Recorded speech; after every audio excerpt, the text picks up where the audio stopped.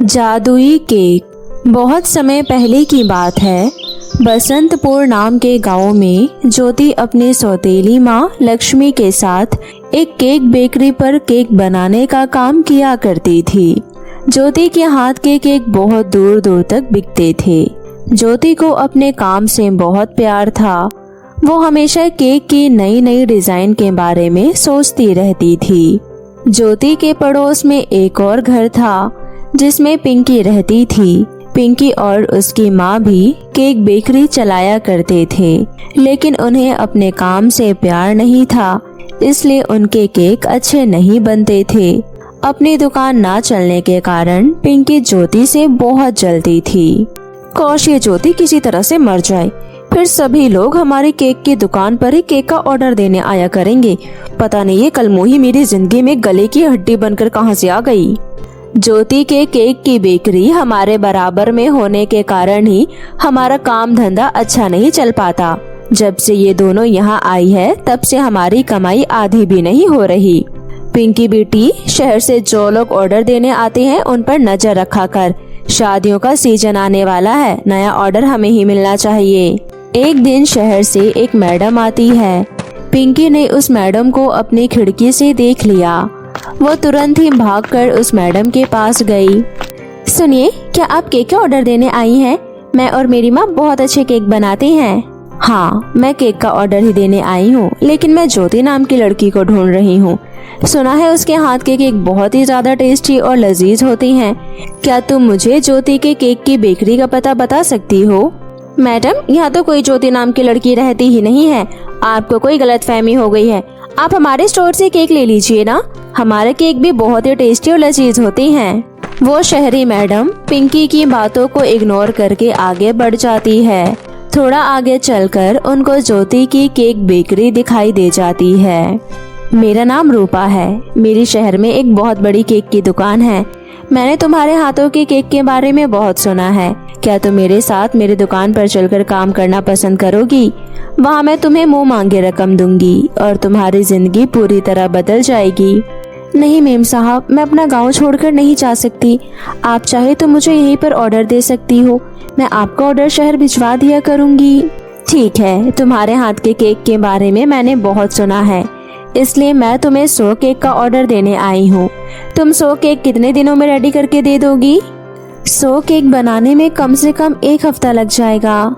ठीक है, मैं तुम्हें आधे पैसे एडवांस दे देती हूँ, बाकी ऑर्डर पूरा होने के बाद दूंगी। रूपा ज्योति को आधे पैसे एडवांस देकर चली गई। पिंकी कान लगाकर ज्योति की सारी बातें सुन रही थी।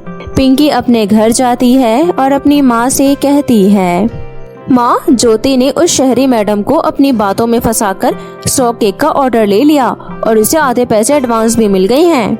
ये ज्योति और उसकी माँ ऐसे ही लोगों को फंसाते हैं। लेकिन बेटी, हमें किसी भी हालत में ऑर्डर सफल नहीं होने देना है। तो एक काम करना। पिंकी की माँ ने पिंकी के कान में कुछ कहा और उसे पूरा प्लान बताया।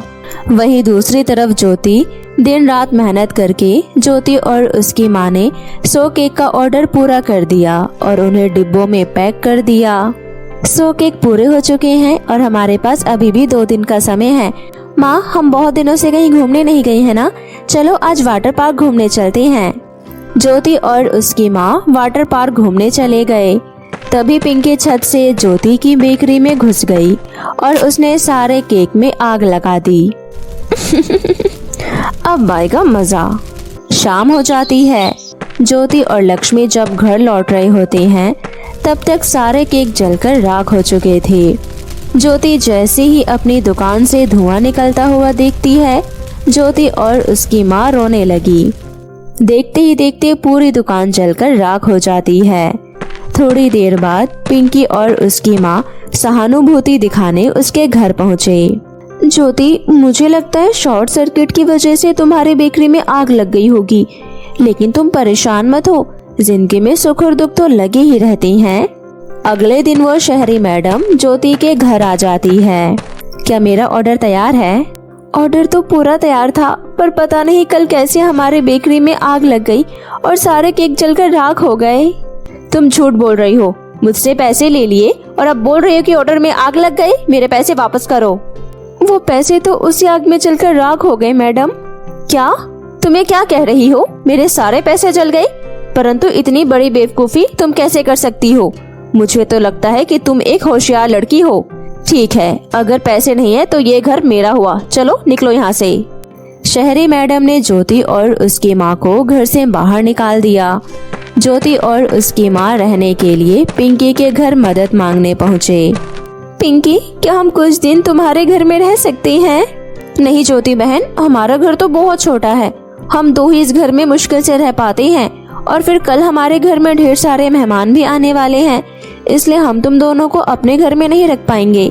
मैं तुम्हें सलाह देती हूँ कि तुम ये गांव छोड़कर किसी सस्ते गांव में चली जाओ और यहाँ कभी लौट के मत आना। ये गांव तुम दोनों के लिए शुभ नहीं है। ज्योति और उसकी माँ बेघर होकर भटकने लगे। माँ, जंगल में चलते हैं, मुझे बहुत तेज भूख लगी है। जंगल में कुछ फल खाकर काम चला लेंगे। ज्योति और उसकी माँ अपनी किस्मत पर रोते रोते जब जंगल पहुँचे तो उन्होंने देखा कि एक बूढ़ी औरत जंगल में बैठे तपस्या कर रही है। तुम दोनों कौन हो और इस जंगल में क्यों भटक रही हो? क्या मेरी तपस्या भंग करने आए हो? नहीं दादी जी, हम बेघर होकर भटक रहे हैं। ज्योति ने बूढ़ी दादी को सारी बात बताई। बूढ़ी दादी को ज्योति पर बहुत तरस आया। तो तुम दोनों किस्मत के मारे हो, लेकिन तुम चिंता मत करो। बूढ़ी दादी ने अपनी चमत्कारी शक्तियों से ज्योति को एक केक दिया। कोई बात नहीं बेटी, तू रो मत और भगवान पर भरोसा रख। वैसे बेटी, मैं खुद भी बहुत गरीब हूँ। मेरे पास इतने पैसे नहीं कि मैं तुझे पैसे दे सकूं, और मैं बूढ़ी हूँ, मैं तेरी कोई मदद भी नहीं कर सकती। पर मेरे पास एक जादुई केक है जिससे तुम अपनी आवश्यकता अनुसार सोने के सिक्के ले सकती हो। क्या बूढ़ी दादी, एक जादुई केक? परंतु दादी जी, वो जादुई केक अपना जादू कैसे दिखाएगा? अगर सच में वो जादुई केक है तो दादी जी, वो जादुई केक आपके पास कैसे आया? बेटी, तुम सच में बहुत नादान और मासूम हो, परंतु जब तुम मेरा असली रूप देखोगी तो तुम्हारे सारे सवालों के जवाब खुद मिल जाएंगे। इतना कहकर वो बूढ़ी औरत एक परी में बदल जाती है। अपने सामने परी को देखकर ज्योति और लक्ष्मी को अपनी आंखों पर विश्वास नहीं होता, और ज्योति परी से कहती है, अरे आप तो एक परी हो जो गरीब और बेसहारा लोगों की सहायता करती है, और मुझे लगता है इसलिए ही आपने हमारी भी सहायता की, है ना? हाँ ज्योति, तुमने सही कहा। मैंने इसलिए तुम्हारी सहायता करी है क्योंकि तुम बहुत दयालु और नेक लड़की हो।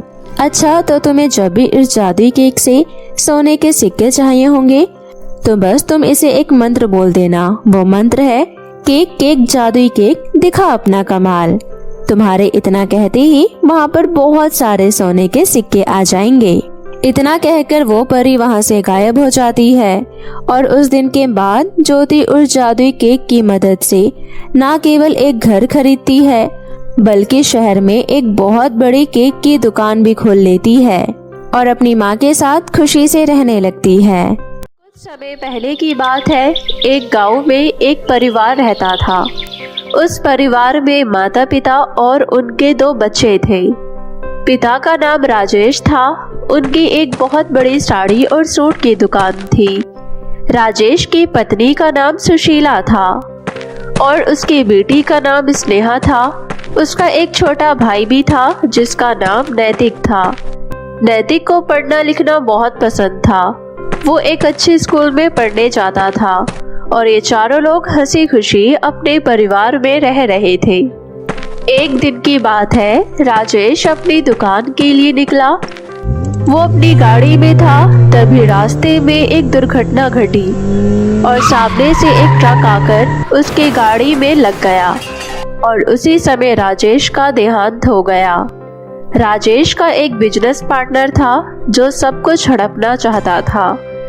जब उसे राजेश की मौत की खबर पता चलती है तो वो उसकी दुकान अपने नाम करा लेता है और राजेश के मृत्यु की खबर और दुकान के कागजात मेरे नाम हो गए हैं, ये खबर देने के लिए वो सीधा उनके घर पहुंचा। सुनिए, मैं आप लोगों को कुछ खबर देने आया हूँ। बात ऐसी है कि आपके पति का देहांत हो गया है। और ये जो सारा बिजनेस है अब मेरे नाम हो चुका है, क्योंकि कॉन्ट्रैक्ट में ऐसा ही लिखा था। क्या मेरे पति का देहांत हो गया है? ऐसा कब हुआ? वो आज ही सुबह तो आराम से घर से निकले हैं। जी हाँ, आज सुबह ऑफिस आते टाइम ही उनका एक ट्रक से एक्सीडेंट हो गया। अब जैसे ही उन लोगों को ये बात पता चलती है, वो लोग अपने होश और सूध-बूध खो बैठते हैं और रोने लगते हैं। आप उनके बिजनेस पार्टनर है ना? आपको जरा भी शर्म नहीं आ रही? उनके मरे हुए एक दिन भी नहीं हुआ और आप यहाँ दुकान के कागजात लेकर हमारे सामने आ गए। हम अपनी दुकान किसी को नहीं देंगे, ये हमारी दुकान है।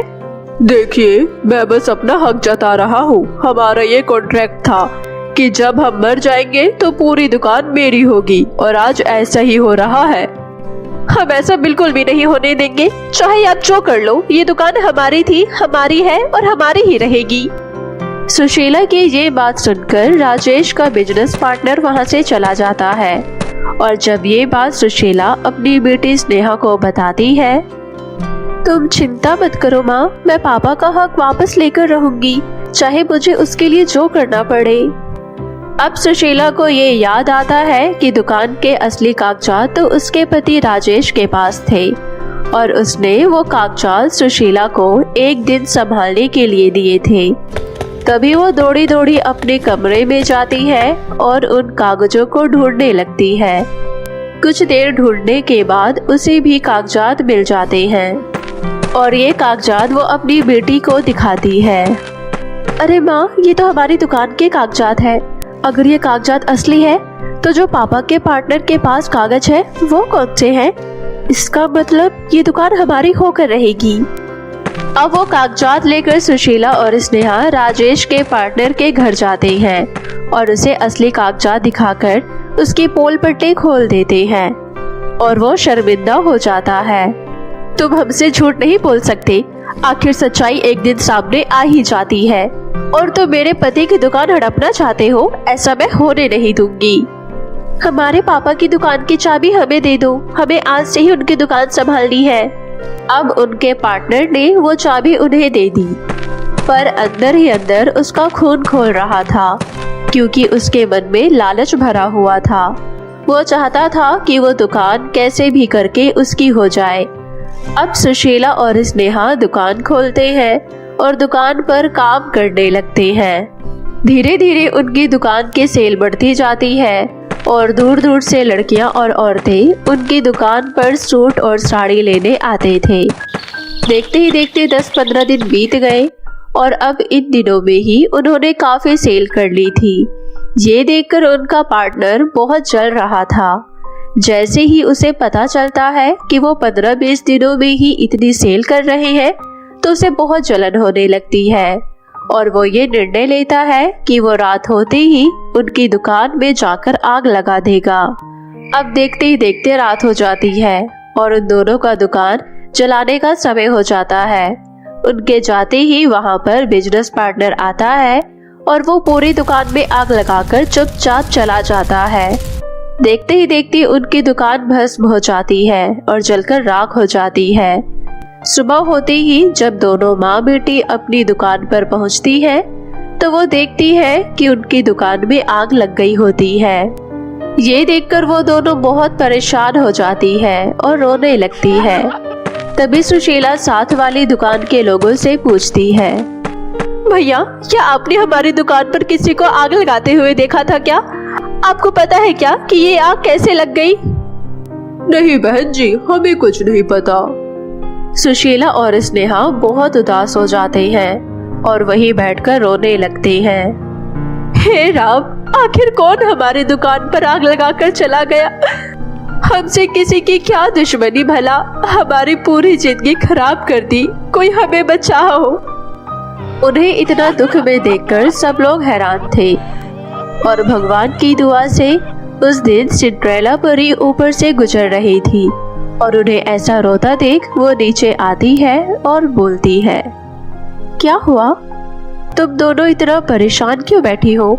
और आखिर तुम्हारी दुकान में आग कैसे लग गई? मुझे बताओ, क्या बात है? देखिए ना सिंड्रेला परी, कोई हमारी दुकान में आग लगाकर चला गया।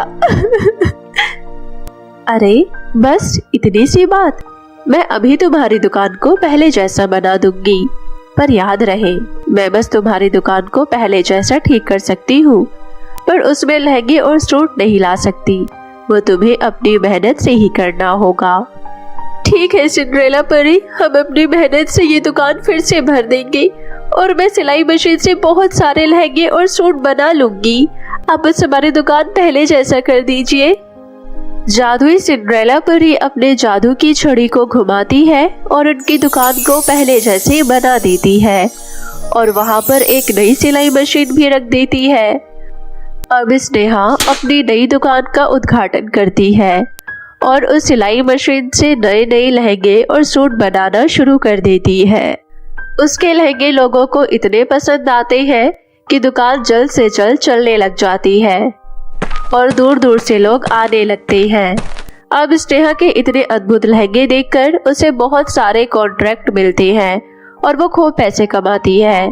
देखते ही देखते उन्होंने एक अच्छा घर और गाड़ी बंगला सब ले लिया और अपनी माँ के संग बहुत ही खुशी खुशी जिंदगी बिताने लगी।